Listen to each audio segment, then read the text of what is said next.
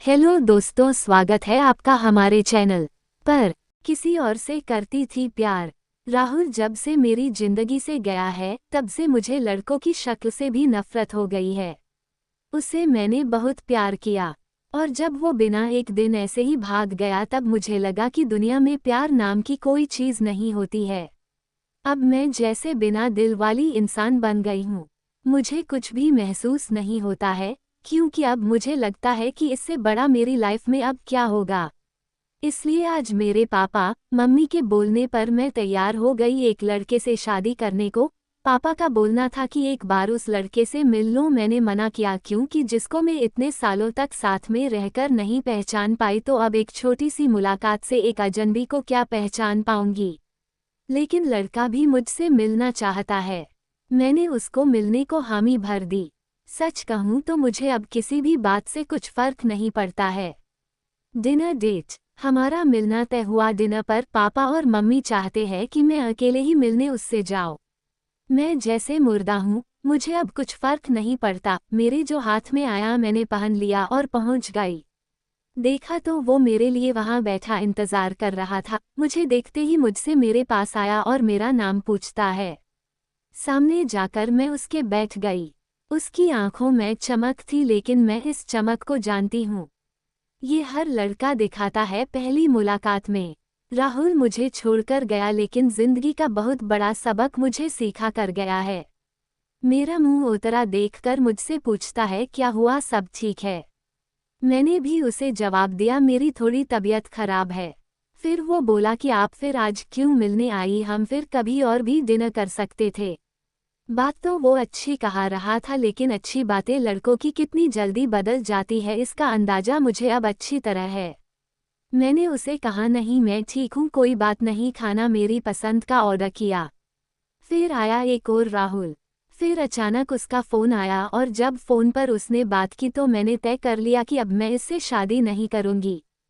Phone पर उसने अपना नाम बताया सामने वाले को, और यह वही नाम था जिसे मैं अब कभी सुनना नहीं चाहती थी। उसका नाम भी राहुल था।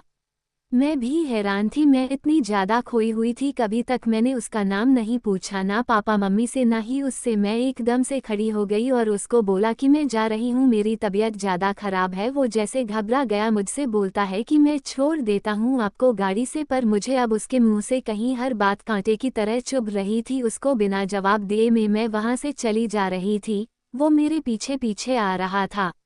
मेरी आंखों से अब आंसू टपकने लगे और मैं बाहर टैक्सी या ऑटो का इंतजार करने लगी। आंखों में मेरी आंसू देखकर उसने मेरी बांह पकड़ी और मुझे गाड़ी में बैठने को कहा। उस राहुल का गुस्सा निकला इस राहुल पर।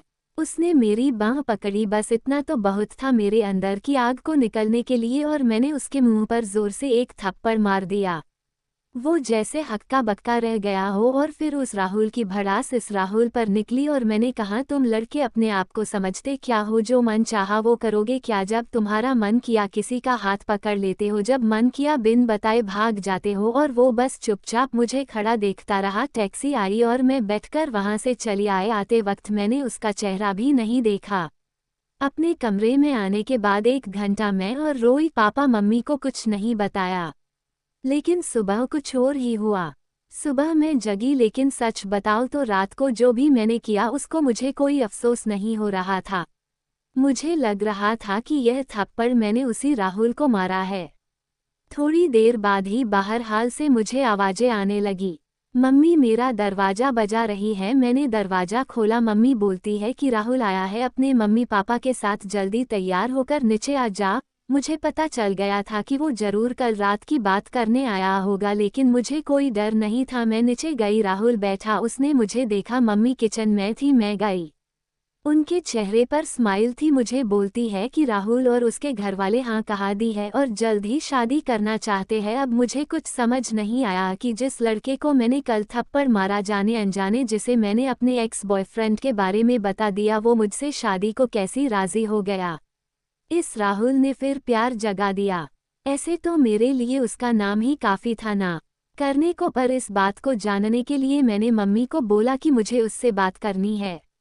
वो फिर मेरे कमरे में आया और पहली बार मुझे लगा मैंने उसे देखा, दिखने में बुरा नहीं है, बोला जाए तो हैंडसम था।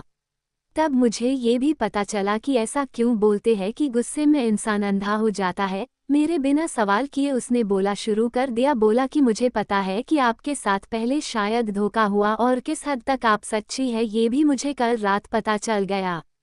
इसलिए मुझे आपसे कल रात ही प्यार हो गया और मैं चाहता हूँ कि आप मुझे मौका दे आपको गलत साबित करने का कि सभी लड़के एक जैसे नहीं होते। उसकी यह बात सुनकर मैं ना नहीं कर सकी। एक वो राहुल था जो मुझे प्यार पर से विश्वास उठा गया और एक ये राहुल था जो फिर से मुझे बिलीव करा रहा था कि प्यार होता है। तो दोस्तों, ये कहानी आपको कैसी लगी हमें कमेंट करके जरूर बताएं और इस कहानी को अपने दोस्तों के साथ शेयर जरूर करें। धन्यवाद।